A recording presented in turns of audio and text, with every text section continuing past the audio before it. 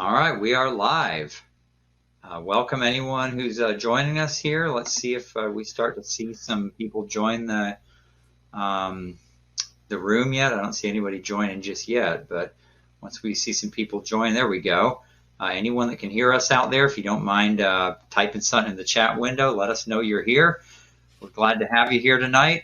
I'm Steve Blay. Most of you know me, and I think you know Mike as well. Mike, you want to introduce yourself for anyone that doesn't know you? Yeah. My name is Mike.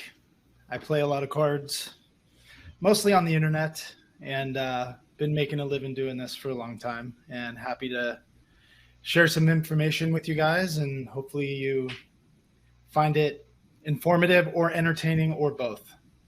Either one will be accepted happily. That sounded like a song. It sounded like a country song. My name is Mike, and I play a lot of cards. I think you have a future. Maybe a professional poker player was not your strength. Maybe you are secretly a songwriter. I do have, I went to audio engineering school, so. Okay, hey. I play a little guitar. All right, guitar. We have a lot of people joining us. Play some guitar too? Oh, well, we could just do a concert here then. Forget talking about poker. So Terry is here, Ed, James, Mike, Richard, Kathy, Scott B. Terry. Thank you all for being here. Michael and Mike. Michael and Mike. Paula's here. Cool. Thank you all for joining us. We'll get started in just a minute here. Give everyone just a minute or two to join us. Glad to be here tonight. As you all know, I'm down here in Florida and just narrowly avoided a hurricane a couple weeks ago. I'm in northern Florida, and at the last minute it kind of turned south and was pretty catastrophic down there. But up here where I live, we avoided the worst of it. So, and Mike, what's going on in your life? Oh, that's good to hear. Well, not much. Playing a couple days a week, working on some creating some courses and training material. Not a whole lot. It's actually been kind of relaxing to just take it easy and, think about my goals for next year. My birthday was recently as well. It was October 4th. So happy birthday. Thank you. Didn't celebrate this one. I feel like once you get above 40, you could just kind of stop counting. Some of you are like 40. Sorry, what? I know the feeling. I got a birthday with a zero on the end of it coming up that I'm not too happy about. Yeah, I'm sure some of you out there are like, "Oh, you're so young," and some of you are like, "What? You're so old." But Mike says he's good friends with Grips too. That's pretty cool. I've known Evan for a really long time. He was Evan Jarvis, in case you guys don't know who that is. He was like one of the first YouTubers to create free training content for poker. And he's done a great job. Like if you want free content for like basic strategy for tournaments, he has a lot of good stuff. You can just like go through his checklists and YouTube videos and stuff too. Yeah, great guy and one of the pioneers, definitely. Andrew is here from St. Augustine, just down the road from me, and I know they have I've not been there yet, but Best Bet just opened up a new card room kind of a little bit north of St. Augustine there, so I'm assuming Andrew has probably checked it out. I hope to be there soon, although my first stop might be to Best Bet, the main one up in Jacksonville, because they have the Card Player Poker Tour coming up in a couple weeks there. So Eddie Brown is here, of course. I know him well. Let's see, who else we got here? James, 50 is a big one. Now, James, what makes you assume 50? I was referring to 50. I said it had a zero at the end of it. I did not say it was 50. It might be, but I did not say that. Let's see here. So anyway, thank you for all you for being here. I guess we'll go ahead and get started. I guess before we do that, I was just going to ask you, Mike. I think some people are still kind of wondering, as a professional player. I mean, do you play 7 days a week? Are you playing 20 tables at once, 4 tables at once? what does the life of an online professional poker player look like these days? Well, I'll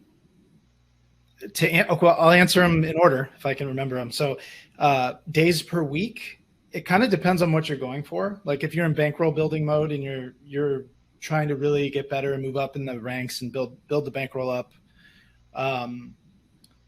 you got to play, if you can, I would say 5 days a week.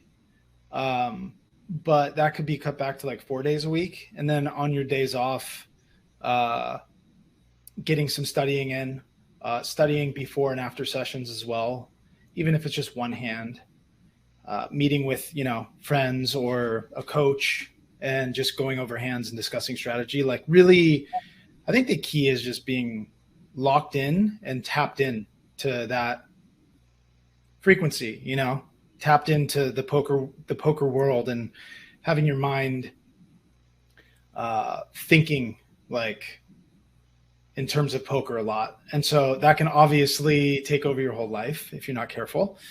But I also think it's important to, take days off. So 1 to 2 days off a week is really good. Right now for me, I'm only playing 2, sometimes 3 days in a week, and that's it. So I'm not going super hard. I'm studying on my days off as much as I can, pretty consistently.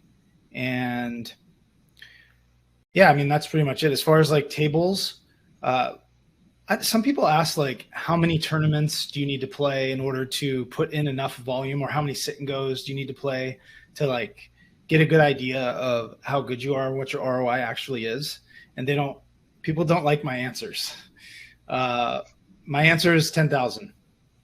Maybe not for sit and goes, but maybe not for like single table sit and goes, but for multi-table or for like 180 man sit and goes, or even 90 mans, you probably want to have like a really big sample size. For MTTs with hundreds or thousands of people in them, you have to play tons. So it's really important to put in a lot of volume. When I'm playing an actual session, I'm probably playing 9 to 12, sometimes as high as 16, but I really try to stay away from 16. That's usually just for like short spurts where I jump into, let's say on a Sunday, I'm playing, my average buy-in is maybe $300, $300, somewhere in there. Well, maybe closer to like 200. And if I'm playing a $50 tournament on that day, I'm going to register it at the very end of registration because I have a 1K up, I have a 500 up, I have multiple 250s and 200s up. So I'll register at the very last minute for like a $50 tournament or some of the 109s and just kind of not pay much attention to it unless I double up, triple up, or end up with, 5 times the starting stack, because then I have enough equity in that tournament for it to take my attention away from like a hand that I'm playing in the 1K or a hand I'm playing in a 500. So it's kind of a balancing act throughout throughout the day and throughout the career. I hope that answered your question. Yeah, it did. Well, I think the most interesting part to me is that you're late registering for these. So basically your idea is that your time is really valuable and you're not getting enough ROI in the first few levels of this tournament or whatever it might be. So you're going to register, you're going to late register at the very last minute just because you're just looking for a tournament where you can get a couple double ups and then really put all your attention into it and make a big score as opposed to just trying to win a few chips in the early levels, which just really isn't worth your effort. Yeah. A simple way I like to explain it is if I have, let's say I'm playing a 1K and I've doubled up in that. So my stack is worth, this is debatable, but let's just say it's worth $1,500. So every hand that I play in that tournament when I have $1,500 in equity is worth a certain amount of dollars. Let's just say every hand that's dealt to me is worth like $1. I'm just assigning an arbitrary number. If it's worth $1 and then I register a $50 tournament at level 1 and I get pocket aces and I have a hand in the 1K at the same time, I have pocket aces. So I have a hand that's worth $1 in the 1K, and then in the $50 tournament with starting stack, my stack is already worth less or the same, like $50. But each hand that's dealt to me is worth so much less than the 1K that it's not even worth my time to try to make decisions across multiple streets when the maximum I can do is double up my $50. When I have aces in a 1K or a deep run, that's a lot more equity. My focus needs to be fully on the aces where all my equity is. Because if I pick up on a timing tell, or I pick up on like a betting pattern, or if I'm distracted and I'm not paying attention to that 1K and I don't know what happened on a previous street, that's like it's really expensive mistake to make. So that's kind of the way that I look at it, is like how much each decision costs. Does that make sense? Yeah, that makes a lot of sense, especially given that example you gave there of if you're not paying attention, you might miss some nuance, some kind of a timing tell or something like that was so valuable to know, but you were so busy paying attention to this $50 buy-in tournament, you missed it and just cost yourself a lot of money because of that. So yeah, it makes a lot of sense. So Mike is going to well, you've got something you're going to teach us about. So I want to tell everyone, Mike has a new course. I've already put the URL to it up there. You should see it up in the top right corner of your screen, and I'll tell you a little bit more about that afterwards. But Mike, in that particular course, the course is called Mike's Top 5 Secrets That Your Opponents Wish You Didn't Know. And he's going to go tell us a little bit about one of those secrets here today, and to get a more in-depth coverage of that and to learn about the other secrets, you'll have to get his course, which we're going to make you a introductory offer on tonight, which is not going to be very expensive because it's only a 75-minute course. But I think it's a wonderful course. It's it's a lot packed into those 75 minutes. So Mike, I'm going to let you, I think you're going to share your screen probably, and tell us a little bit about punishing limpers. Is that right? Yeah, we're going to be talking about punishing limpers today. I think there's a lot of misconceptions with what people are punishing limpers with, especially like you see a young, aggressive kid on the button and someone limps in and sure enough, he raises. And I've played a lot of live tournaments, even though I focus on online. And I have a cash game background as well when I was learning. And I used to make a living playing cash games as well. So I've seen this over and over where people get frustrated with the young kid that like raises the button, but I want to clear up some of the strategies behind that, and also give you guys some examples of how to approach limpers in late position. Because of the time restraints, we can't go into all the iterations of this, but I wanted to focus on the low jack against the button. So the cutoff against the button. So cutoff limps and you're on the button, and we'll look at a spot at 15 big blinds, and then we'll look at a spot at 50 big blinds and see how the strategies kind of change. And I'll give you some tips and some like insights for that for today. So, and while Mike is doing this, I was just going to say, if you have questions for Mike, if you want to put them, there's a separate place for you to put questions. There's a chat tab and there's a Q&A tab. It'll be easier for us if you do put questions over in the Q&A tab, and we'll take those if we get a chance at the end.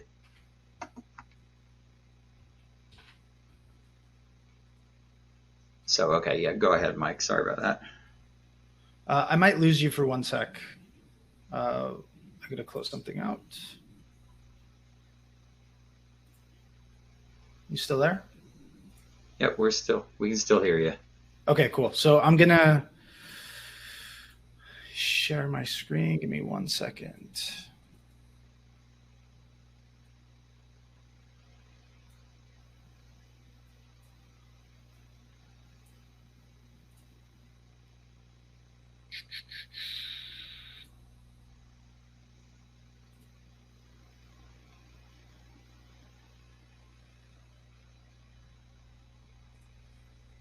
All right.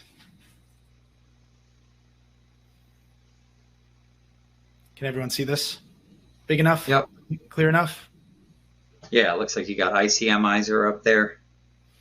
Yeah, so this is just a simple spot. So the first thing I want to look into is, like I said, this is, the cutoff limps. Everyone has 15 big blinds. Don't worry about the stack sizes of the other opponents. So the only people in the hand are the cutoff, the button, the small blind, and the big blind. We all have 15 big blinds. And what are our options here?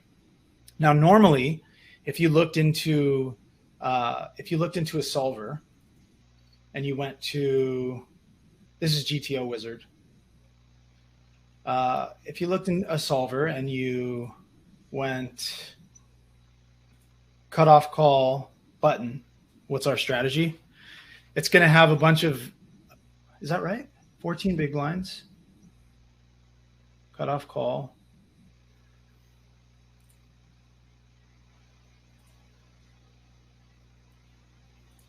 Yeah, so it has a bunch of strategies that are not all in. Okay. It says you're supposed to just raise call with twos, and you're not supposed to really be jamming over this. This is in chip EV with 14 big blinds. I disagree with this. So what I'm going to show you is basically what you should be doing with 15 big blinds or less here. And that is going all in against this limp. Okay. That's the strategy that I suggest, because if you try to split your range up too much, this becomes a very complicated spot, and it allows you, even if you have a ton of experience in tournaments and on these stack sizes, you can make so many big mistakes here. It's more important that you find spots that are profitable and take them, spots where you're printing money, quote unquote. It's much harder for you to make a mistake here when you just distill it down to, is this a profitable shove or not? There really shouldn't be much limping behind in a situation like this. There should just be all in or fold, and then exploitatively, I don't know, whatever the word is, you can raise, let's say, a hand like aces here, kings, queens. You can raise 3x or something, or 3.5x, and just be wildly unbalanced and have no bluffs here. And then with the rest of your range, you just basically go all in over this limp, or jacks, tens plus or jacks plus you can raise. But a hand like ace king, you're not going to raise here because you don't want to go post flop with the 15 big blinds. What if the board comes 10 high and he bets into you? So, there's no reasonable raise size that you can make here with ace king that makes any sense. So it's really just all in. So what we have here is our ranges. Okay. So right now we have to assign the guy that's limping a range. So this is a hard part of this. And the way that we get around the fact that it's difficult is we're going to run through a couple of different scenarios. Okay. In this spot, I'm saying that he limps his full range, which includes aces. Actually, let's say that he limps aces and kings. He doesn't limp queens or jacks. Let's say they don't limp ace king off or ace king suited. They would raise these hands. So we're saying that they will go all in or raise tens, jacks, queens, and they will go all in with ace king, and everything else they will limp in with. So that's twos through nines, and that's aces and kings. Does that make sense? Maybe you can give me feedback, Steve. Does that make sense? Yeah. Yep. Makes sense. I can't really see the chat too. So if you guys have questions or something, send them to Steve, or Steve, take a look. So that's about 37% of hands. Okay. We can add in a couple suited connectors. This is the guy that's really loose, just wants to see flops, wants to play playable hands. It's approximately 38% of hands, which is a little more than playable hands, but it's not unreasonable. So this is one end of the spectrum. So if he limps 38% here and he's raising the top of his range, ace king, tens, jacks, queens, and ace king, and then he has basically everything else in his range there. And then if you go all in, what is he going to call you with? That's the hands in yellow. So let's say that he calls you with fives. He folds fours, threes, twos, calls with 5s through 9s, calls with ace 9 suited, ace 10 off, king queen suited, half the combos of king queen off. I don't think it's unreasonable. And then, of course, he got you with the aces and kings, and he's going to call you. Okay. So let's run. Okay. And then the other thing is I adjusted these ranges. These are the ranges behind us. So some of them are locked by ICMizer just because it becomes too complicated to be adjusting all the ranges. But basically they're calling with strong hands. Okay. This is what the small blind calls with. This is what the big blind calls with. And then this is what the cutoff limp calls with. And then he limp folds all of these hands. So he's calling you with about 7.8% of hands, but he's limping about 38% of hands, as you can see right here. Okay, so let's hit ICMIs. So if you've seen any of my previous webinars or videos or anything, I like to hammer these pre-flop spots. And when you see a chart that's like almost full green, you got to check your work first. But if your work is right, then you're finding a very profitable spot. So let's look at the profitability of aces. It's 6.3 or $6 or 6.3 bigs. We're looking at big blind EV, big blind chip EV. 6.3 bigs when you jam aces here for 15 big blinds. On average, you win 6.3. So let's go to 10% of aces and see what range it gives us.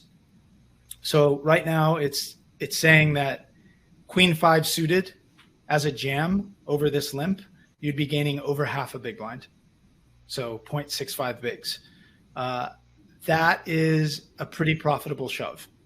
But let's go a little more conservative. Oops, there we go. 0.7 would be a little bit more than 10% of aces. And I think this is, as wild as this is probably what you should be shoving. Pretty crazy, huh? Over this limp, you should be jamming. You should be jamming 2s, like not even questionable. And the reason for that is because there's a huge disparity between how many hands he's limping and how many hands he's calling to shove with. Right? He's limping 38%, but he's only calling with 7.8%. So there's a huge gap between those percentages. So he's folding a majority of the time. 8 divided by 38, whatever that is. So it's something like 80% or something like that. He's folding. So let's take another example here. So let's change his range. And let's say that he is limping 20%. So he's limping like playable hands. He's got some king 8 suited, some suited aces, a couple of ace X hands. And then again, we're going to take out some of these hands because we think he would raise them. Or another thing you can do in ICMizer is just weight these. So you could just say like he limps aces as a trap. That's probably a better way to approach this. So he limps aces as a trap 20% of the time. Kings, or let's say aces as a trap 80%. Kings like 60%. And then as it goes down, he doesn't trap as often. Queens 50%. Jacks like doesn't trap too often with jacks. Hardly ever traps 10s. And then truly he doesn't trap with the small pairs either, or the medium pairs, but we're just kind of, for this example, we're just going to keep him in. So we'll say he has about half the combos of what we showed before, which was 38%. Now we reduce the amount of hands that he limps in with by 50%. So he had 38, now he has 19. And we have the same ranges in here. Big blind's going to call with this range, or small blind's going to call with this range. Big blind's going to call with this range. And the limper is still going to call, he's going to call 100% with these. I think that's reasonable. I mean, it's unreasonable to call all-ins with anything wider than this, right? Wider than ace 9 suited, ace 10 off. So let's go. One thing I wanted to do is discount some of these. Okay. So let's hit ICMIs now. So he's limping about half as many hands, but he's still calling with the same amount of hands. So now our range is totally different because he's calling like 50% of the time that he limps, basically. So if we go to aces, we're gaining, because he's calling at such a high frequency, aces is more profitable. So aces is gaining 8.2, whereas it was gaining 6.32 previously. So let's go to 10% of aces, and that'll give us like a baseline range to jam. And it looks something like this. So sixes plus, ace 10 suited, ace jack off. Yeah. What I would actually shove in this spot is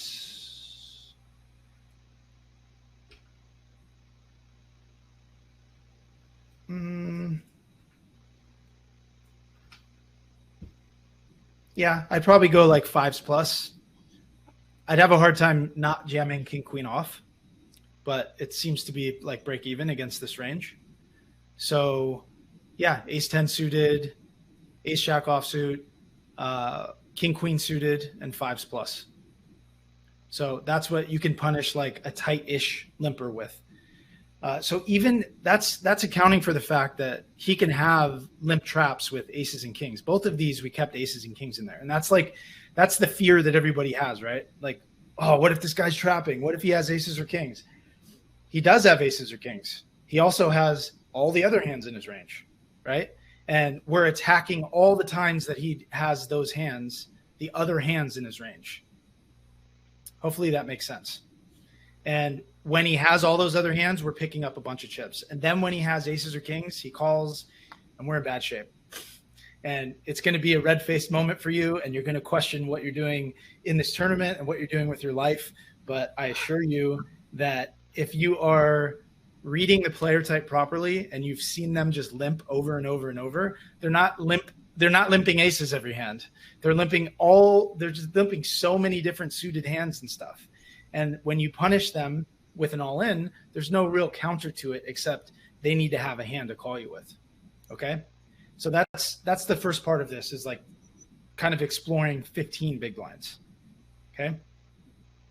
Now, it seems like the key, Mike, the key difference between those two that you're pointing out here is it's important to know what kind of opponent you're facing, because the critical reason why you were able to shove with almost any two cards in that first example was the fact that he was limp folding like 80% of the time, whereas this guy is actually calling off with, like half of the hands he originally limped with. Yeah, exactly. Okay, so now let's say at 50 big blinds, so we're not really going to use ICMizer for this, but more, let's see. Oops.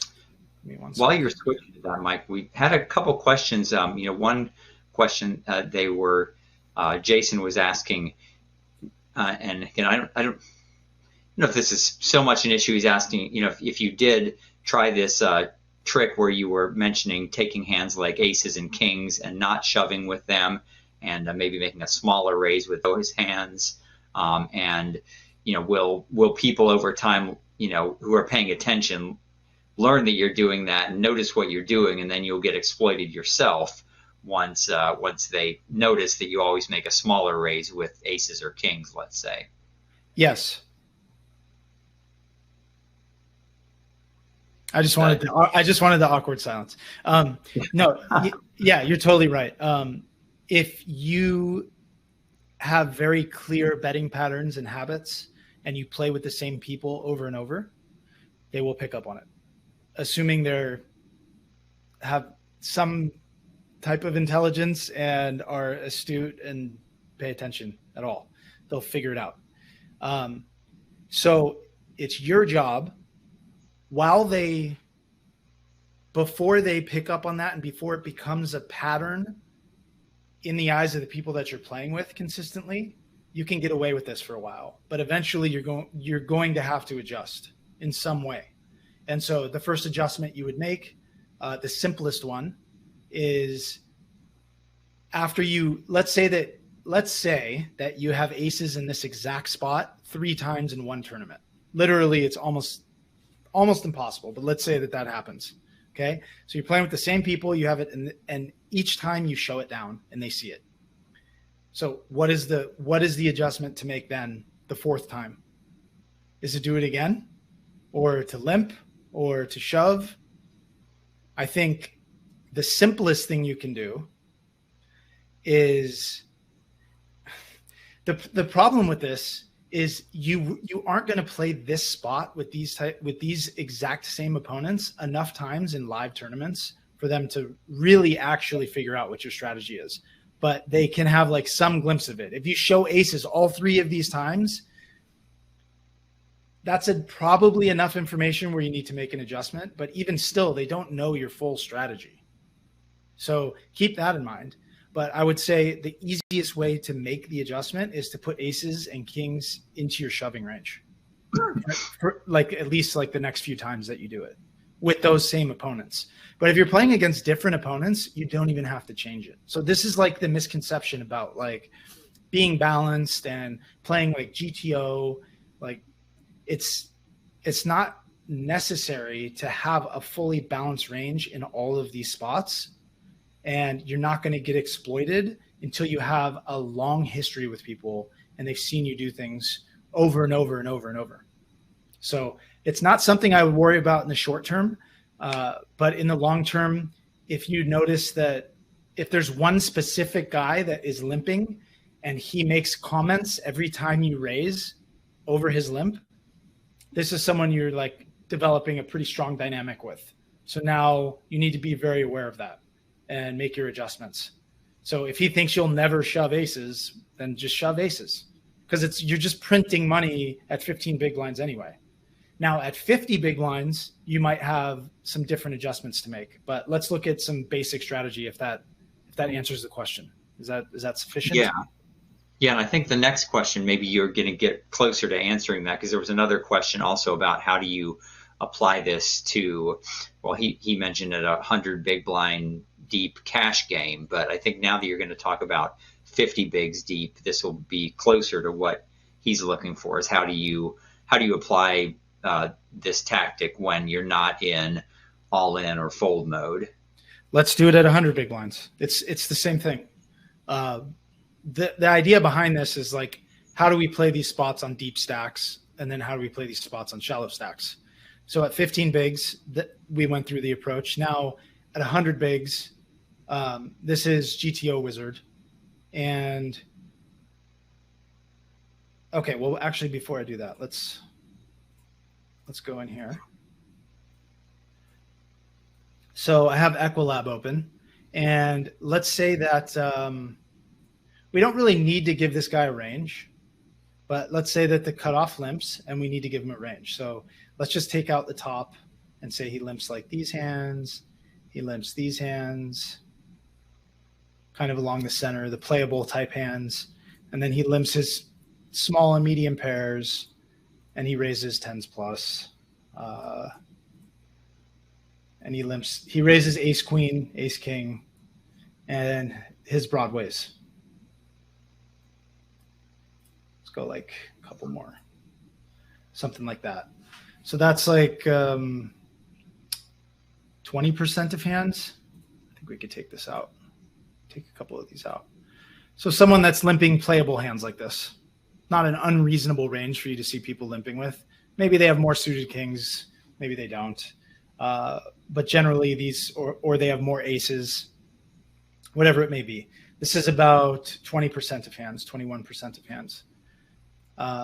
So knowing that they're limping most of their middle-ish hands and like bottom of range type hands.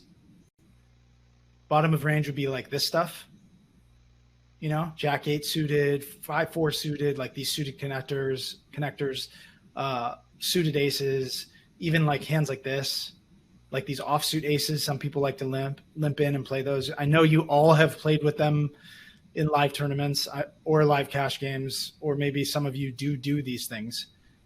So I know this isn't an unreasonable assumption. So now let's look at like what kind of range we want to be isolating from the button with. Okay.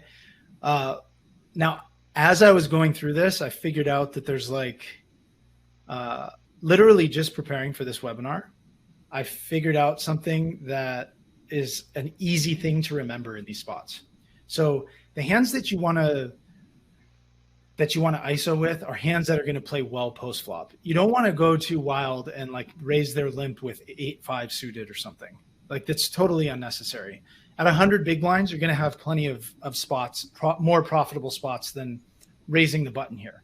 Okay. So I would say isolate them with like 5s plus, maybe 6s plus, somewhere in there. Obviously you're going to raise all the pairs. You're going to raise the suited, you're going to raise these suited aces, broadways. You're going to raise all the suited broadways. You're going to raise ace king, ace queen, ace jack, ace 10 is probably fine, king queen, and then it starts to get a little bit dicey here. But I would probably go somewhere around like 50% of each of these, king jack and queen jack, and then I would be really careful with these offsuit bottom Broadway hands. I wouldn't do much isolating with like king 10 off, queen 10 off, jack 10 off. Yeah, what I'm trying to do, remember you guys, is like, I'm trying to distill this down to like really digestible concepts and not getting too complex with it, because if you just don't make big mistakes and you play solid, it's going to have a very positive impact on your game. And if I get too deep into all these different scenarios, which we don't have time for, you can also confuse certain things and misapply concepts and stuff. So I'm trying to give like solid strategies that you can go out there and use in your next tournament. You can raise any of the suited aces. I think will play fine. If you wanted to like limp behind with ace deuce suited or ace 3 suited, the suited aces, just VPIP, voluntarily put money into the pot with these hands on the button as much as you can. These are great hands to play multi-way because you can flush over flush people. You can make wheels. You can make top pairs. So suited aces just tend to play well multi-way or heads up. So these are very good hands. If you wanted to limp behind, I would say like here's another like little hack. So let's say you limp behind with ace 4, pocket 4s, ace 3, pocket 3s, ace 2, pocket 2s. You can limp behind with these hands. And then ace 5, pocket 5s, you're going to start raising, or ace 6, pocket 6s, whatever, somewhere in that range of hands, or that ace 6, ace 5, 6s and 5s. So then what I would do is I'd start throwing in some of these suited connectors because you want to have some board coverage. So it's a very like linear range and a fairly strong range that you want to be isolating with. You don't need to go crazy with like jack deuce suited or, queen 8 offsuit. Like if you see somebody show up with queen 8 offsuit or like 10-6 off here, like let's say you're sitting in the live tournament, you watch this spot come up and the button shows down that he made it 3.5x here with 10-6 off. If you have position on him, you can make his life a living hell because he's going to be too wide in so many other spots, and you have position on him. You can throw in light 3-bets. And if you have a good table image, what is he going to do about it? He's out of position, right? You can flat him with a hand like, king, queen suited and know that he has king 5 suited in his range. So you can like he has reverse implied odds, when he raises the king 5 suited because you're calling with king, queen suited and keeping his king 5 suited in. Hopefully that makes sense. So these are just like scenarios that can come up. Obviously, I can go off in many different directions here. So the range ends up looking like this. What you're going to isolate his or her limp with in the spot. Okay? And what this actually works out being, if you have these in here, what we're looking at here is a UTG range at 100 big blinds. Okay. This should look very similar to what you're raising with on the button. And if you wanted to like expand a little bit here and have the king 9, queen 9, jack 9, I think that's okay. As long as you play well post flop, you know what you're doing. You're not going to like get 100 big blinds in with top pair. You understand about pot controlling and, keeping control of the hand, these types of things. What it ends up looking like is you're isolating a range that is almost exactly a UTG range. So this is a bit of a hack that you can use, is like behind these limpers, you can see these are split frequencies, right? Like 2s is a split frequency, 3s is split. Like these are not slam dunk opens under the gun. In fact, if I was your coach, I would tell you not to open 2s, 3s, and 4s under the gun. Really at any stack size. Above 100 bigs, you could probably do it. But they just, in all databases, people are just losing hand over fist. Money, like, they're just constantly losing. It's really hard for these hands to perform well when you raise them under the gun. Now, if you're willing to open 4s under the gun and barrel and like triple barrel on ace, king, jack, and triple barrel all in, maybe you can show a little bit of profit with the 4s or the 3s or the 2s. But it just happens so infrequently, and it's just not worth it. So I would dump these hands. But what it ends up being is you're just isolating suited, connected hands that are going to dominate a lot of the hands that they limp call with. So if you think that somebody is limping in with king 2 suited, we've all played with the player that's limping king 2 suited. Well, it's probably okay for you to isolate king 8 suited, because he has all these worse suited kings, and he probably has king 9 offsuit and king 8 offsuit, maybe even, that he's limp calling you with. So you can start isolating king 8, king 9. But if you want to just play like a very unexploitable strategy in this spot, just go linear, have your 6-5, 7-6, 7-8, 8-9, 9-10 suited. You don't even have to mess with the king 9, queen 9, and jack 9. You can just go suited broadways, suited aces, ace 10 offsuit, and then, be a little hesitant with these offsuit, like lower broadways, and just raise the top left of the chart. So it's pretty simple. I think it's probably pretty intuitive for you guys. And maybe this is even surprising to hear someone that's like plays a pretty aggressive style to say that you're just playing good hands in these spots, good playable hands, and know that when you're 100 bigs deep, there's a strong chance that you're going to go multi-way. And I know that there's going to be situations where, the example that I'm giving you here is cutoff limps. But we all know when we go sit down in a live cash game or a live tournament, level 1, it doesn't go fold all the way to the cutoff and 1 limp. It goes limp under the gun, MP, limp or whatever. There's oftentimes there's 5 limps. And so then you have to instead of at 100 big blinds, instead of making it 3.5 or 4 or 4.5 blinds, in order to get anybody to fold, you have to make it 15 blinds, and sometimes even then in these live tournaments, like these 300s, 400s, 200s, the multi-flight ones, people literally just won't even fold to you. So you need to be really pay a lot of attention to how people are reacting to raises. So if you have a table that's they're just addicted to seeing flops, which is pretty common. If you have a value hand, just make it really big, absurdly big. Don't adhere to that rule of however many blinds are in the middle plus one, every person that is in the pot plus another big blind. So if there's 3 people limp in, you make it, I don't know, what's the rule, Steve? I don't even play cash games. 6, you would make it 6 blinds if there's 3 limpers, or what? Yeah, a lot of people say add 1 extra big blind for every limper, something like that. So yeah, maybe make it 6. That's the standard strategy, somewhere around there. But of course, as you said, that's not enough to get people to fold a lot of the time. So if you really want people to go away, you might need to make it 10 or something. Yeah, I've played tournaments at Hustler in LA where I think this casino is known for just its ridiculousness, the people that play there. But I've had times where nobody folds to Nobody folds to 3-bets. So it literally will go UTG, 3 people limp in, the button raises.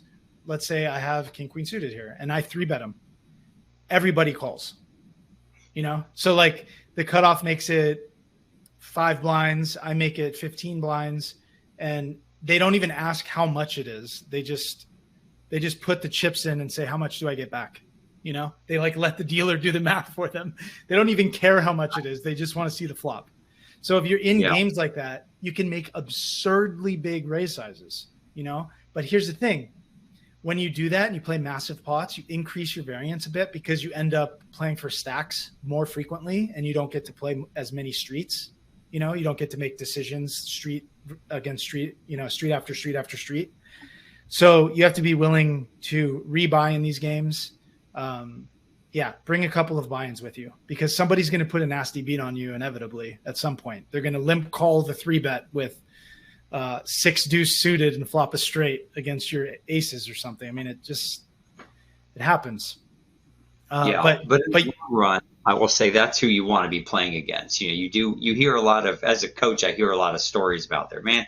Yeah, somebody raised and I 3-bet and this original limper called and he had like 6-4 of hearts or something like that. And then he stacked me. And my response to that is always like, that's awesome news. Cause that's exactly the kind of guy I want to be playing with, like day in, day out, because eventually I'm going to get all his money. Now, in this one particular case, that happens. And as you said, Mike, your variance is a lot higher, especially when you've got 3 limpers who are all, calling a 3-bet with garbage hands, because, to some extent there's some schooling that goes on there where there's they're putting a lot of money in the pot, and so the stack to pot ratios are really low, and there's not any complicated play on the later streets that you can implement, and so you're definitely, your variance is going to go way up, but in the long run that's got to be profitable. It's got to be super profitable, or we shouldn't be studying this game at all, because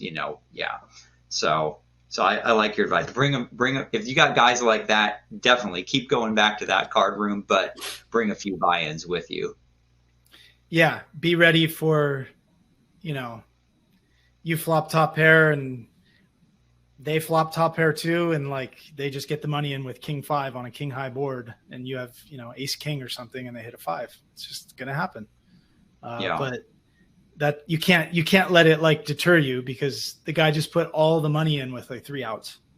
So, just keep putting yourself in those situations over and over and over, and put in volume, 10,000 games, and it'll work out.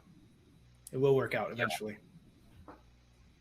So just I think going back, Mike, just going back again to you, I really like your memory device there of the taking the under the gun range and using that as your raising range from the button, because I think everyone already just has too many charts to memorize, but pretty much everybody has a good idea of what kinds of hands they're opening from under the gun.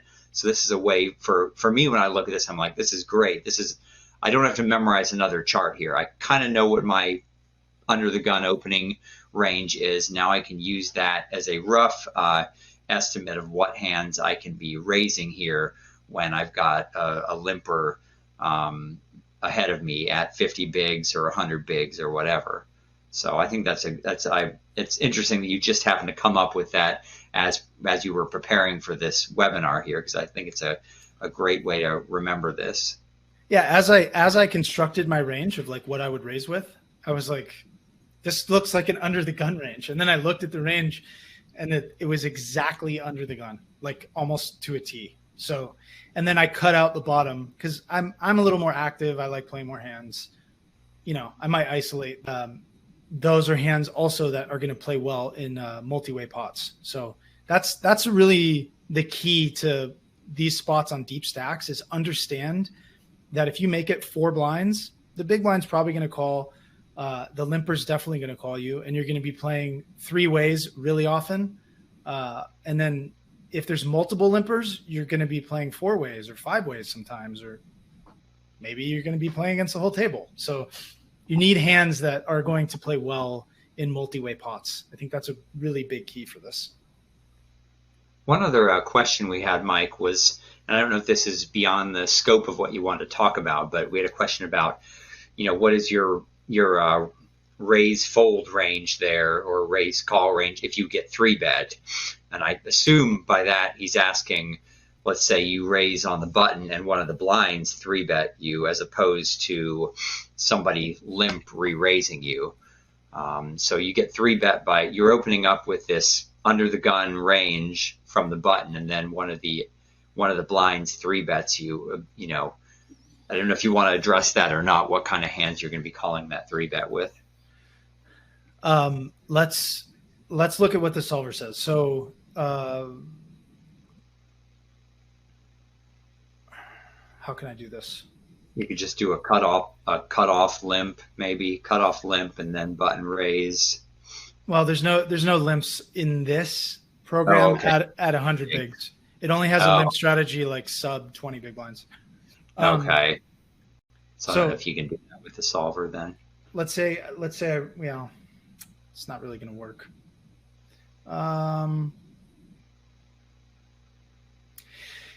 It's going to look similar to what we see here. Hold on. So let's say that I'm isolating a range like this, and the small blind 3-bets me. And so now it's gone limp, 4x, 14x. And what am I going to defend with against the 3-bet? Mm-hmm. Well, the cool thing about this is the first thing you need to think about is, who is this opponent and what is his range and what is he capable of? So if the opponent is really, really solid, then we want to be a little more conservative with what we flat. So I would choose to go post flop with hands that are not going to be dominated as much. So I would not call, first of all, I would dump ace 10 off. I would consider ace jack, at some frequency. I would get rid of king queen, because we're just directly dominated. If they have a solid 3-betting range, I would stay away from the hands that are going to be dominated immediately. And then I would start flatting possibly some jack 10. Well, I would flat jack 10 suited, and down I would flat these suited connectors. I would be continuing with a lot of my range. That's the cool thing about this, is all of these hands play well in 3-bet pots as well. So obviously you're continuing with the top, but I wouldn't indiscriminately call with the suited aces against the big sizing, but I would definitely defend probably ace 4, ace 5, ace 8. I might dump some of these suited aces, but I would call with a lot of them. And then I would end up getting the money in with ace king, probably queens plus, and then flatting like jacks and lower. And you can flat all the pairs that you decided to isolate. You can flat them here. You don't have to. I mean, your head's up. You're really only looking for certain boards. With a hand like pocket fours, you need to have a really specific board to continue on. But you could go like 5s plus, and then stay along the pair line here, and just stick to suited and connected, no gaps. And then try to stay away from hands that are going to be directly dominated by their 3-betting range. Now, the one caveat or exception to that is the suited aces. And the reason for that is let's say that he has suited aces have equity against everything except ace. So if you think that the guy only 3-bets aces, like that's all he has, you've played with him and you've seen him show this over the years over and over and over, and he's afraid with kings and he'll only 3-bet aces, just don't even continue against the 3-bet. But against like everybody else that can have queens, that can have kings, that can have, ace queen, ace king, it's fine if they have these hands, because the suited aces are still going to have equity with your kicker. And then against the bigger ace, they still have their kicker that you can hit, and you can like reverse dominate somebody if you flop 2 pair. And then against any pocket pair, you have the overcard and you're suited. And with the wheel aces specifically, why these function as such good 4-bet shoves is because they can make straights as well. So they can make straights, flushes, and they have equity against bigger aces and big pocket pairs. So that's why like the first hand that gets thrown into like 4-bet shoving ranges or 5-bet shoving ranges even is ace 5 suited. But you don't play 5 bets really in. Oops. So that's pretty much it. I had that right up behind me and I backed up like 6 inches and just knocked it over. It's okay. We don't need it. Yeah. So hopefully that answers your question. Any other questions? I think that was about it. Yeah. Maybe we should move into telling us a little bit about this new course you've made for us. Yeah. You can help too with that. Can I stop sharing? Can you share? Yeah, go ahead. Stop sharing your screen, then I'll share mine and I'll show them where this course is located. Okay, so let me go and share my screen here. Just a second. Yeah, because I need to.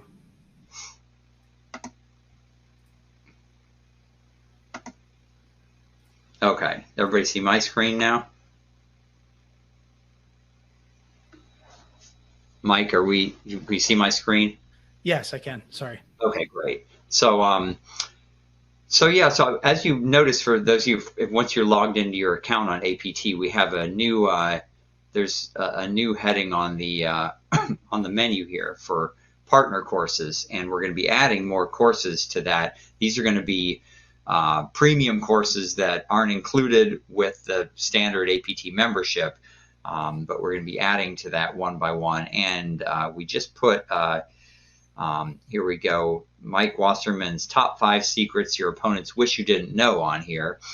And if you want to, just a direct link to this, again, if you look in the top right corner, I believe, of your screen there in the webinar, you should see a link that says tiny URL. You should be able just to click on that and it'll take you directly to this page here.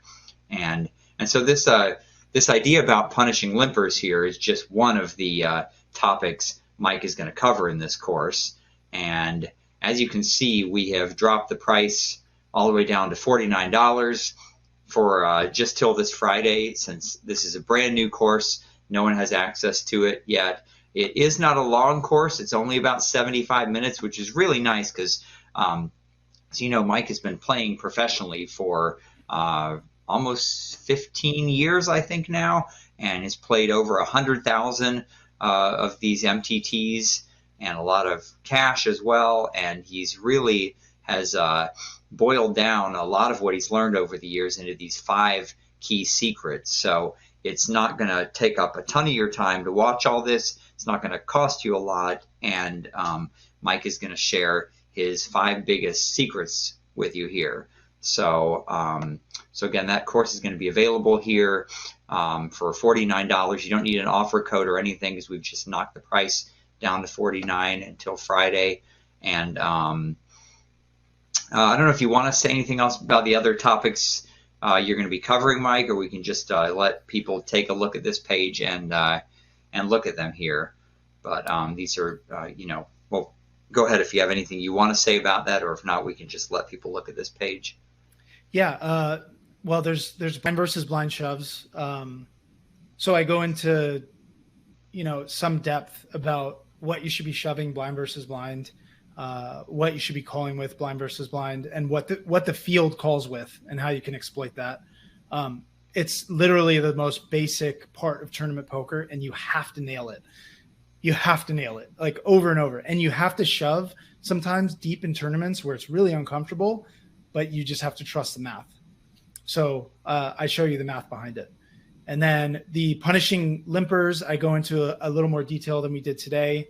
And then for slow playing over pairs, this is like a weird category that people don't really think about. And you don't see people doing it too often in live tournaments.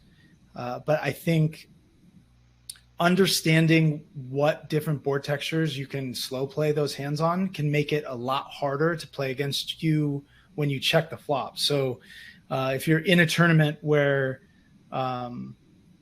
you're developing history with people, and if you kind of play flip flop and check back your aces and like bet your ace kings or whatever, your ace king suited, it makes it harder to play against your c bets. It makes your range a little bit more balanced and harder to figure out what you have. It's kind of like doing the opposite of what they think. So I give you some good examples on board textures to do that in. Punishing late position openers. So again, this kind of coincides with punishing limpers, but it's different because it's about jamming over people that are opening too wide. So specifically targeting opponents that are mindlessly opening the button, or like it's on them and they just open in late position because that's what they were taught and that's what they think they're supposed to do. And they probably are supposed to do it, but since you know they're supposed to do it and you know what they're doing, you can exploit it, especially having position on them. So I go into some detail there, and then playing fast versus playing slow is the last section, and that's more about money bubbles, when to tank, how to tank, paying attention when there's 2 tables left, if it's not hand for hand, understanding how long you take and if that costs you money. So making sure that you're not getting taken advantage of by like the structure of the tournament or the players at the other table. So these are things that people don't really think about, but need to be implemented into your game if you want to have a successful tournament career long term. Great. Well, thank you, Mike, for making this course for us. This course is only going to be available for sale here on Advanced Poker Training, and Mike made this course exclusively for us. The price is really reasonable. I can assure you that Mike is not buying a new house off of the money he's going to make off of this course. So he really did this as a service to us. And really each one of these 5 tips, every one of them, if you implement it and you play enough tournaments, could be worth 10 times the cost of the course itself. So the cost of the course is definitely not going to break the bank. And I think it's a great course, and I highly recommend you pick it up. So that being said, it's 9 o'clock now. We did promise we'd talk a little bit about current events going on in the poker world right now. It's funny because last time we were here, Mike, we were here with Alex Fitzgerald, and we did our kind of 3-minute drill, and the question came up. We were just lamenting Daniel Negreanu's over $1 million loss at the World Series of Poker, and the question was, is he finished? Is this the ruin of him? And the response was unanimous, no. Like, this is not even a big deal to him. He will be back. And boom, next thing we know, he goes and wins the Super High Roller Bowl, over $3 million, defeating a just incredible final table there with Nick Petrangelo and Justin Bonomo and Andrew Lichtenberger. Yeah. Lucky Chewy, who I was not even really that familiar with. And it's funny, he came up last month. Pokerface Ash, our vlogger, was talking a lot about him, and he just played incredibly. These guys are mind-blowingly good. And Negreanu still proved that the guy's been playing pro for 30 years, and he's still got it. So yeah, I don't know if I have anything to say about that, but I'm just so impressed with how he continues to play at the highest level of poker against these guys who just are just incredible players themselves. Yeah, I think I have a couple of things to say about this. One, yeah, I was there with you guys when we talked about this last time. I think I don't know if you remember that or not. I don't know how many webinars you do, Steve. Okay. Yeah, no, you were there. I thought I mentioned you were there. Yeah. And we both said, all of us thought it was not the end for him. I might have taken the other side just for fun, but there's no way that a negative $1 million is going to stop him. He did quad over. He made quads against Bryn's aces full, which was huge. And he had a double stack really early on. And I actually, this is one of the few, I have a Poker Go subscription, but I don't watch that many tournaments. I watched this as much as I could. And he did such a great job of not playing massive pots, and just playing his game, and all the way from the beginning to the end, and playing small ball as much as he could. And he was passing on spots, even though like it was okay for him to put the money in, and he would just pass. And eventually he ended up with all the chips. And one of the things that one of the contributing factors to him doing well is the fact that he played Doug Polk heads up. I think this has had a tremendous impact on his game, because what he had to do to prepare to play Doug was to go deep into the solvers and prepare to play a very GTO based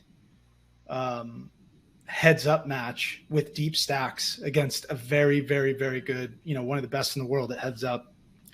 And I think it transformed his game, because it helped him find some bluff spots that he wasn't taking before, and understood how to approach the game against some of the younger guys. So he's going to do better in these fields than he would have if he never played Doug, where he lost $1 million to Doug also. Yeah, so that's a great point. Yeah, it's for sure. It made a difference for sure. And good for him for just being able to make these adjustments. Negreanu learned to play poker before solvers even existed. And so just being able to, that's what I just admire the most about his malleability, if that's the right word, as a poker player, and not just being set in his ways of, playing old school poker or whatever, actually realizing that the game has changed a lot, and being able to go and being humble enough to get a coach and learn from these solvers, and being able to actually implement that in his game and play at the highest level. I just couldn't be more impressed with him for that. So what a big win for him, and a great win for poker in general, because he's such a great ambassador for poker as well. And so it's good on a number of levels. So really happy for him. And speaking of great ambassadors for poker, we could talk about Phil Hellmuth also, who Phil gets a lot of criticism for being the worst ambassador for poker. And some people are really outspoken about how his bad attitude affects the game. And especially a man that you just mentioned earlier on, who owns a competing poker training site, who I will not mention by name, but is one of Phil's biggest outspoken critics. And I don't know about you, Mike, and maybe you want to, you often take the other side, and you can choose to do that Sure. here. But I love Phil, and I think that, I think what people don't realize about him is, you are what you are, and you can't. I think people want him to be able to turn off the poker brat thing when in specific situations, but turn it on when it's good for TV and it's good for the game in general. And so he got a lot of criticism back a few months ago when he was on that live stream with these big YouTubers like Mr. Beast. He was playing at Hustler, and one of the Botez sisters was on there. He was a big, really well-known chess live streamer, and they thought he should have behaved better because he was an ambassador for poker on there. But of course he did the normal Phil thing, and every time someone would beat me, he beats me with Jack 5, what kind of idiot beats me with Jack 5, the typical Phil stuff. But people have to realize that is what has Phil, what he has done for poker. All of us here, like me, that make a living in this game, should really be doing nothing but just expressing our gratitude to him. And I do that anytime I get a chance to meet one of these, a guy like Phil, who I've only met face to face one time. I got, and my message to him was just thank you. That's all it was. It was not equivocable, if that's the right word, in any way. And I said the same thing. I got to meet Doyle Brunson once, and all I could say to him was, again, thank you that I can make a living in this game. It's because of people like you. Even guys like Vince Van Patten was in Jacksonville one time with the World Poker Tour. I got to hang out with him briefly. Again, same message, like, you know, what you've done to bring poker to the masses and make it so that I can make a living in this business. And so I feel the same way about Phil, regardless of what his antics are, whatever he's done. People love him in the same way they love John McEnroe, and people would watch tennis to see if he would throw his tennis racket or not, and that kind of thing. And he's been great for the game. And yes, sometimes they wish he could cool it and actually behave like a gentleman in certain circumstances, but you know, he is who he is. And I say, Phil, you be you. And I'm very grateful to you for who you are and what you've done for this sport. So I probably said way too much, Mike. If you want to contradict me in any way, go right ahead. Well, after you being so positive and grateful, I'm going to look like a real jerk taking the other side. Yeah, you know, I have mixed feelings about it, but I think in the spirit of this, I will take the other side and I will say people might think like even Negreanu, when he like threw his selfie stick and threw a fit, and like the times over the summer where he was, I don't want to use the words that he was saying, but he was streaming and like on Twitch or YouTube or wherever he was streaming, and he was cussing and throwing stuff, throwing his laptop and like throwing chairs and just being like a huge baby. And there is a certain degree of professionalism that I think is expected at the highest levels. And Hellmuth touts himself as being the best in the world, yet he acts like a spoiled, entitled child. And his wife is a therapist. I just don't understand why can't he get his stuff together? But he has a brand and he gets eyeballs on him, and therefore indirectly gets eyeballs on poker. So, you know, for that, I am grateful that that he's helping to grow the game in that way. But he certainly gives, I don't know if he gives all poker players a bad name, but he doesn't shed a positive light on poker in any way, shape, or form. Like, he just gets the spotlight onto him, and it's mostly about him, but he gets it onto him and indirectly poker in the background. But it's not really in a positive way. Negreanu does a slightly better job, but he still has like character flaws, but you know, everybody does. So yeah, I don't know. That's my take on that. Yeah, I think I see your point. I mean, what sounds like what you're saying is that he should be held to the same standards as we hold, you know, professional athletes. We say, hey, you're making $10 million a year, or whatever. You're a role model. Now, I don't know if they consider poker players a role model or not in the way they do professional athletes, but they say, hey, you have a certain, you know, you're a professional. We can't see you like, you know, off the field, like, you know, going out and doing bad things, or just, you know, throwing your helmet and this kind of stuff and and making the game look bad. Especially, you know, with the behavior off the field where I'm not talking about at the stadium, but in their personal life. We had a lot of professional athletes who have a lot, you know, who give the sport a bad name by the way they live personal life too. And we, you know, I think for the most part, people unanimously say that's not okay. Like, you've got a lot of kids watching football or whatever it is, and you by virtue of your position, you're a role model. So it sounds like, even though, again, I'm not sure whether poker players are considered role models for kids or not, but I think your point is valid, that, you know, when you're playing at the highest level and you're a professional, there are some standards you need to be held to. So I respectfully understand where you're coming from. Good. I'm glad. So, otherwise. Yeah. So let's. No, I was just going to say, I see these comments and stuff, so I appreciate you guys chiming in. Let's see. Phil is a big name, but James is saying, but not the best ambassador for the live stream environment. Yeah, I totally agree. Some good points. David makes the point about, we don't like to see anyone get preferential treatment. He's concerned that other people would not be able to get away with the thing. And we've seen that. Phil go out there and drop 57 F-bombs and not get a penalty for that, and they say, hey, no one else here would have been able to get away with that. And we see that in professional sports sometimes too. People used to joke that Michael Jordan could on the way, he could take he could hold the ball and take like 4 steps and then jump and dunk it, and no one would call him for traveling just because he's Michael Jordan. We think that, everywhere in life, whether it's the laws or the rules of a sport, they ought to be enforced fairly. So good point, David.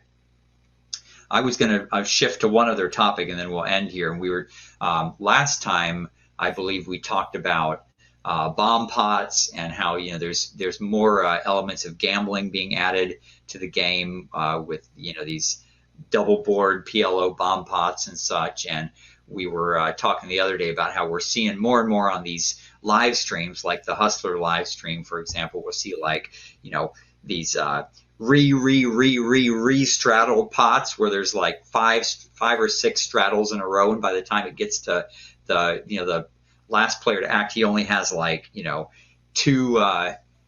two times the a stack to pot ratio of like 2 or something, and just then so he's going to just shove pre-flop with a lot of hands, and then it ends up being like 5 players go all in pre-flop. And I believe you had also been telling me about some of the changes in the progressive knockout tournaments, and maybe something else you had mentioned also, where you'd seen additional elements of gambling being added to a typical cash game or tournament. And I think you were talking about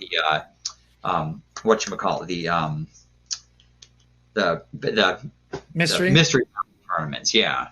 So what I guess let's go back to that again. What do you about any of these things? What do you think about the fact that there's more and more elements of just pure gambling being added to this skill game? Yeah. It started with, there was tournaments, right? And then they threw in rebuy tournaments, and then I think eventually it turned into what if there's a knockout? So for $100 buy-in, you knock someone out, you get $10 or $25, and then they're like, well, what if there's a super knockout? $50. Well, what if there's a full knockout and you get the full buy-in back every time you bust someone? So these were on PokerStars, and then they're like, then that progressed to, well, what if every time you knock someone out, your bounty gets bigger on your head? And so that was progressive super knockouts, which was, still going strong. And a lot of the schedules on the sites just have implemented those now. And then it moved to mystery bounties. So, and I'm sure you guys are familiar with mystery bounties at this point, where you can win. It's just a big chunk of your buy-in goes towards like a prize pool where you can win the mystery bounty. It could be up to whatever, 1,000 times your buy-in. Yeah, there's $1 million mystery bounty at the World Series of Poker this summer. Yeah. So because of the mystery bounty, now GG Poker and Natural 8 have been experimenting with bringing that concept to progressive super knockouts. And so what that is normally in, say, a $500 tournament that you buy in and you knock someone out, the bounty on their head is $125. And that's what you get when you bust them. 125 goes on your head, 125 goes in your pocket. Does that make sense? Mm-hmm. So now what they're doing is, of that 125 that you, of the 250 that you win, basically, they're taking out a certain percentage of that and putting it into a big prize pool for a big bounty. So people can win like lottery bounties, and it's just like a lottery. So it's a format of poker now that was already a lot of gambling, and now it is like your edge gets reduced by an extra, I think 5%. I think they just I'm not sure exactly how much they take out. It's just a brand new structure. I don't like it. So when you knock somebody out, instead of getting the 125, you get 85. So they're taking a huge chunk of your knockout and then putting it towards like basically like a mystery bounty prize pool that's also going to be in this tournament. So there's like 3 prize pools now. There's the regular chip like prize pool or regular payouts. There's the progressive knockout prize pool, and then there's like the mystery bounty prize pool. So wow. It's what you're saying about like all the straddles and stuff. At least the people in those games get to choose whether to participate or not, you know. And granted, I can just not register these tournaments, so I don't have to participate. But they get to say whether they want to be a part of it or not.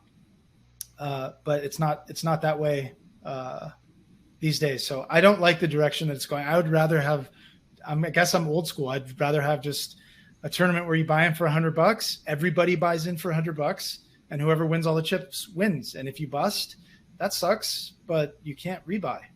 Unless there's a rebuy period that's like, you know, 2 hours long or an hour long or something, and then no rebuys after that. That's the whole idea behind tournaments, right? Like adding in all these other elements is just convoluting and just creating more gamble. And it's better for recreational players, I suppose, because it just is more fun, I guess. But I don't know, man.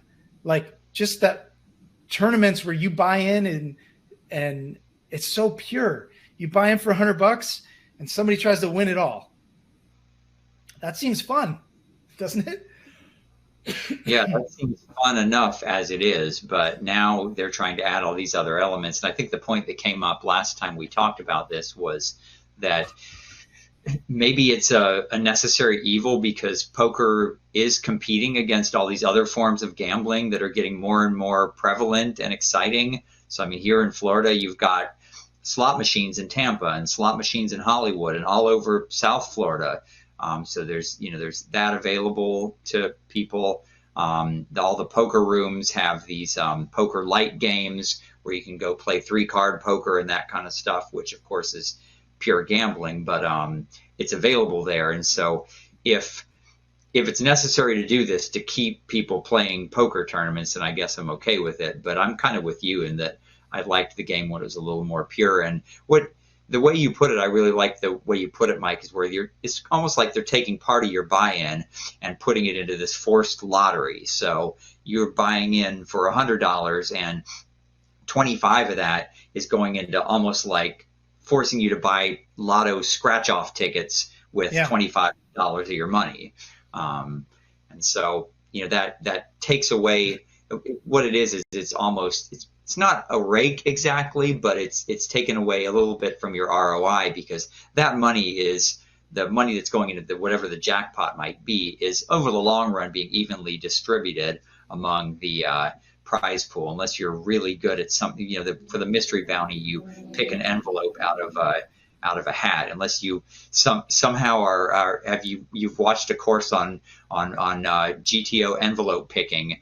You're not going to be able to pick any better than anyone. Yeah. I ought to make a course on that. I shouldn't have given away my secret there, but unless you watch that course, you probably cannot pick envelopes any better than anyone else. So that money is being evenly distributed, just like it is, you know, for the high hands or, you know, any other kind of jackpot there. So limiting, hopefully we can keep it under control where that the amount of your buy-in that's actually going to these is limited to a smaller percentage as possible, while making the tournament as exciting as possible so that we keep people playing poker tournaments. So yeah, I think we're in agreement on that one. Yeah, definitely. Phil Hellmuth, not so much, but you know, it's okay. All right, maybe we should end there. Thank you all so much for joining us tonight. It's always a lot of fun. Thank you again, Mike, for teaching us about punishing limpers. That was really interesting and something that I think we all can use to try out. And again, Mike's course, the link to that is up in the top right corner. It's only $49. I assure you are going to get well more than $49 of value out of it. Any closing thoughts before I end the webinar, Mike? Will the chat be available, the Q&A chat, to type into when the webinar is over? Because like there's a lot of questions that we didn't really get to. Oh, I see. I can't say for sure. I don't know this software enough. Was there another quick question you wanted to take, or you're right? I was scanned down there, but it's okay. Let me just go through it real quick. Yeah, take a minute or two to go through real quick. And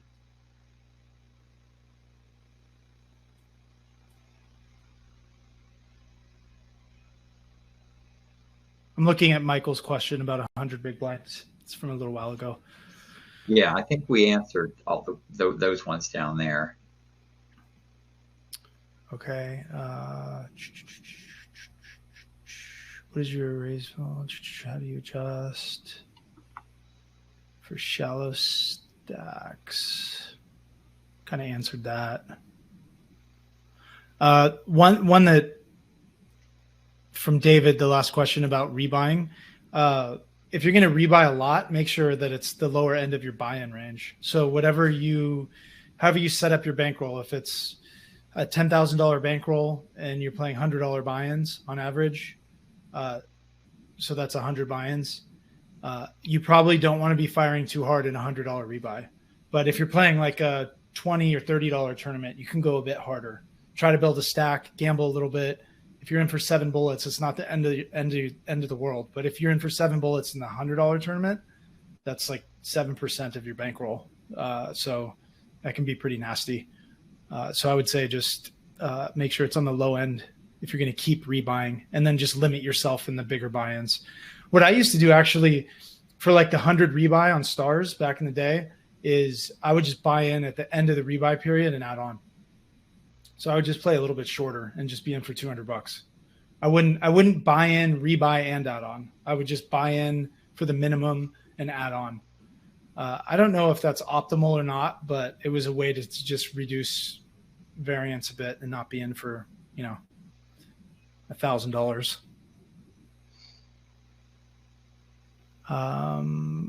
Warlock, these low buy and high variance tourneys are typically high rake. Can you really have a high ROI for them to be worthwhile? Yes, especially in the big fields. Like if you manage to win those, the thing is, like, I was talking to Brian Paris about this recently, actually. We both won the GG Millions tournament, which had, when I won it was 19,000 people. When he won it was like 21,000 people, which is, for either one of us to win it is just insane, because like, you guys know how hard it is to win a tournament with 1,000 people in it. Well, what if there's 20,000s? It's that much harder. And I was asking him about his ROI, and he's like, well, my ROI in this is, I realized it like 1 million times over. So if you do find yourself in this situation where you make a big final table in a huge field, it doesn't matter what the buy-in is. Even if it's like a $10 tournament and it's a massive field and there's like $20,000 up top, you need to focus on knowing how to close out tournaments in end game. That's the most important thing that you can do. If you don't study how to actually win tournaments and win all the chips and what it takes, you probably will never realize your ROI. So you need to put yourself in a position where you can close out the tournament at the highest frequency, because getting 1, 2, or 3 in that tournament is going to pay off, is going to make up for so many 9ths, 8ths, 11ths, 12ths that you get. Hopefully that helps a little bit. Yeah, I guess that's it for now. Okay. Yeah, that reminded me that we need to get Brian back on another webinar with us, and that's exciting to hear that he won the GG Millions now also. And yeah, let's get him on here again with us. Okay, everyone. Well, thank you for anyone who joined late. We will have the replay of this available. Good night, Mike. Thanks for being here. Always enjoy talking with you, and we'll see you all next time. Me too. Bye, guys. Have a good night. Bye-bye.